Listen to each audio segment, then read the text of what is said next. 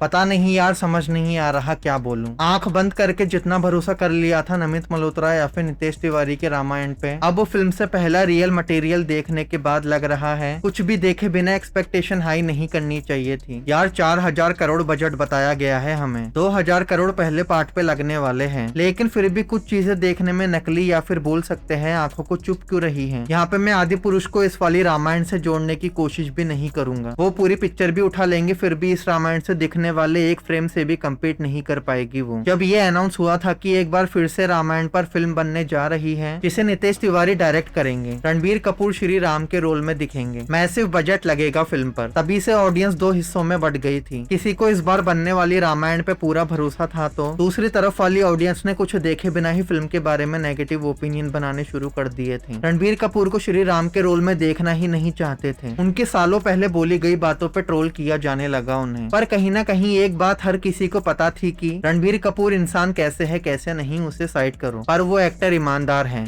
अपने काम के साथ बेईमानी करना नहीं आता उसे। एक बात पक्की थी कि रणबीर अपने खिलाफ बोलने वाले लोगों को अपनी मेहनत और काम से जवाब देंगे, और अब फिल्म से पहले ग्लिम्स में रणबीर कपूर को श्री राम के रोल में देखा तो वो बात नजर आती है। उनकी तरफ से कमी नजर नहीं आई मुझे ग्लिम्स में। उनकी फिजिक देख लो, इस शॉट में वो जिस तरह चेहरा ऊपर करके राजा दशरथ को देखते हैं वनवास जाने से पहले, उनका पहला इंट्रोडक्शन शॉट प्रॉपर महाराजा वाले गेटअप में, चेहरे पे चमक देखने को मिल जाती है। फील हो जाता है कि ऐसे ही दिखते होंगे श्री राम जी, पर अरुण गोविल जी वाले राम जी से कंपेयर मत करना कोई, वो गोट है, अमर हो चुके हैं वो हमेशा के लिए उस रोल में। लेकिन बात वही आ जाती है नमित मल्होत्रा के रामायण को लेके कि 4,000 करोड़ नजर क्यों नहीं आ रहे हैं इस ग्लिम्स में। सच्ची बोलूं तो टीजर का पहला ही शॉट देख के धक धक होने लग गई थी। पहले तो इस शॉट की कलर ग्रेडिंग थोड़ी ऑफ नजर आई मुझे, चलो उसे रहने दो, मूवी आने तक इसे सुधारा जा सकता है, लेकिन इस पूरे फ्रेम को देखने के बाद भी ये रामायण वाली वाइब भी नहीं दे रहा था। टू बी ऑनेस्ट ऐसा लग रहा था जैसे हॉलीवुड की कोई वॉर वाली मूवी देख रहा हूँ जिसमें ऐसे बड़े बड़े क्रिएचर्स हैं। अब ऐसा नहीं है कि रामायण के टाइम पे इतने बड़े बड़े दानव नहीं हुआ करते थे, इससे भी बड़े बड़े होते होंगे जो ऋषि मुनियों की तपस्या भंग कर देते थे, जिनका खात्मा राम जी ने किया था। लेकिन ये क्रिएचर देखने से तो मुझे बिल्कुल रामायण वाली बात नजर नहीं आई। उसके अलावा यहाँ जो विजुअल से देखने को मिले हैं बर्फीली जगह, अब ये रियल तो नहीं है जहाँ तक लगता है, स्टूडियो के अंदर ही शूट किया गया होगा। पर आज तक जितनी भी रामायण देखी है मैंने उसमें ऐसी लोकेशन तो कभी नहीं देखने को मिली। अब जैसा सुनने को मिला था कि इस वाली रामायण में बहुत सी नई चीजें देखने को मिलेगी हमें। रामायण की बहुत सी बातें ऐसी है जो आज तक ना ही दिखाई गई है और ना ही बताई गई है। ये वाल्मीकि जी के रामायण पे बेस्ड होने वाली है, लेकिन रामानंद सागर वाली रामायण भी तो वाल्मीकि जी के रामायण पर ही बनी थी, जिसमें तुलसीदास वाली रामायण को भी शामिल किया गया था। खैर पूरे ग्लिम्स का सबसे प्यारा शॉट यही था मेरे लिए, जिसमें कलर ग्रेडिंग के साथ लाइटिंग का भी जबरदस्त इस्तेमाल किया गया है। राम जी के सामने से लाइट आ रही है, उनके पीछे सब कुछ डार्क है, और इस फ्रेम में छोटी सी चीज पर भी ध्यान दिया गया है जो अगर मिसिंग भी होती तो किसी का ध्यान भी नहीं जाता। यहाँ देखोगे तो कितने सारे पक्षी उड़ते हुए दिख रहे हैं जो ऑब्वियस है, राम जी पहाड़ पर खड़े हैं तो इस हाइट पे पक्षियों का उड़ना आम बात है। यहाँ पे ये बहुत बड़ी चीज नहीं थी, पक्षी फ्रेम में ना भी होते तब भी किसी को कोई फर्क नहीं पड़ता, लेकिन मेकर्स ने इस पे ध्यान दिया है। जब ये शॉट आता है इसे देख के मुझे पहले एआई जैसा फील हुआ। रणबीर कपूर तो रियल लग रहे थे पर आसपास के लोग एआई से बने हुए लग रहे थे, लेकिन फिर मैंने ध्यान से देखा तो समझ आया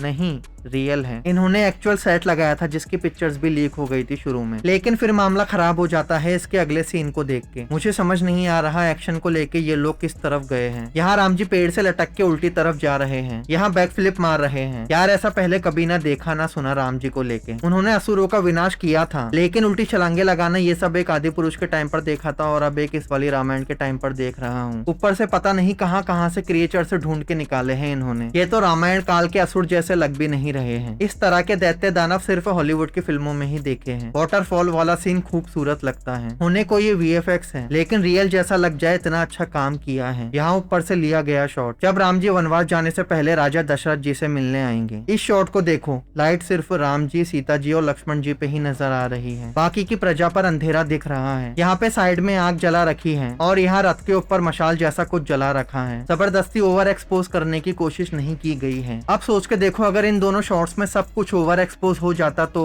जितना इम्पैक्ट अभी डाल रहा है सीन तब डाल पाता। उस टाइम के अकॉर्डिंग फ्रेम को बनाया गया है। रात के टाइम आग के जरिए ही रोशनी होती थी तो सब कुछ क्लियर नजर आना पॉसिबल नहीं होता था। रथ जैसे जैसे आगे बढ़ता जाता है पीछे के लोगों पर अंधेरा आता जाता है, बहुत जबरदस्त लगता है। तूफान के अंदर से आने वाला सीन स्टार्ट में तो बढ़िया लग रहा था, पीछे से सूरज की रोशनी पड़ती है, आसपास सब धूल धूल है, लेकिन जब ये शॉट थोड़ी पास से देखने को मिला तो चीजें बिगड़ी हुई लगी। खुद सोच के देखो इतने खतरनाक तूफान के बीच में से जाने के बाद भी सब कुछ इतना नॉर्मल कैसे है। बाल हल्के से भी हिलते हुए नहीं दिख रहे। बाकी यहाँ दिखने वाली लोकेशन रियल है या वीएफएक्स से समझ नहीं आ रहा। वीएफएक्स का ही काम होगा आई गेस। अब ये देखो, पता नहीं क्यों ऐसा लग रहा है जैसे राम जी को प्रेजेंट करने में कुछ जगह लिबर्टी ली गई हो। यहाँ तलवारबाजी करते हुए दिख रहे हैं। ये सब पहली बार ही देखने को मिल रहा है। आज तक तो राम जी को सिर्फ धनुष के साथ ही देखा है। पता नहीं यार, बस बहुत ज्यादा अच्छा बनाने के चक्कर में चीजें बिगड़ ना जाए। रावण की भी छोटी सी झलक देखने को मिली है पीछे से। चलो इस बार रावण के कपड़े और लंका देख के तसल्ली हुई। उसके पुष्पक विमान की भी झलक दिखी है जो एकदम चमकदार और अनोखा लग रहा है। ओवरऑल ये ग्लिम्स देख के कमियां तो साफ नजर आ जाती हैं। ये उम्मीद कर सकते हैं कि आखिरी में जाके दिल टूट जाए, इतना बुरा काम नहीं देखने को मिलेगा फिल्म से। अभी जो चीजें कमजोर नजर आ रही है उन्हें ठीक किया जा सकता है, लेकिन क्रिएचर्स का क्या ही कर लेंगे ये। अभी तो सिर्फ 2 ही देखने को मिले हैं। पूरी फिल्म में इसी तरह के दानव ना हो, बस यही उम्मीद करता हूँ। क्रिएचर देखने के बाद थोड़ा सा डर इस बात का भी लग रहा है कि वानरों के साथ कुछ नया एक्सपेरिमेंट ना कर दिया हो। पता नहीं यार, ऐसा लगता है जैसे इंटरनेशनल ऑडियंस को पकड़ने के लिए ही हॉलीवुड वाला टच डाला गया है। अब बाहर के ऑडियंस को खुश करने के चक्कर में कहीं अपने ही लोगों को निराश ना कर दे ये बस। खैर वेट करते हैं, आगे टीजर ट्रेलर भी आएगा, वहां से चीजें साफ होना शुरू हो जाएगी। फिल्म ऊपर की तरफ जाने वाली है या फिर नीचे। बाकी आप अपनी राय शेयर करना मत भूलना इस ग्लिम्स को लेके। मैं मिलता हूँ, बाय।